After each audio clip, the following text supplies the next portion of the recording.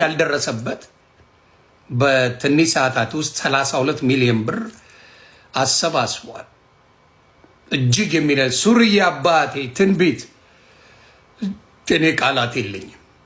የትኛው ሶሻል ሚዲያ ላይ የትኛው ሶሻል ሚዲያ ወጣት እኛ ሳልፈነዋል ወጣትነትን የትኛው ሶሻል ሚዲያ ላይ ወጣት ይሄ ረድተናል ብለው ከሚንጫጩት ስራችሁን ለማውረድ ሳይሆን በዚህ ሌቭል ደረጃ በእርዳታ ስራ ያከናወነ አዶናይ ዘ ኪንግ ቦታውን መስጠት አለብን። አዶናይ 32 ሚሊዮን ብር አሰባስቧል።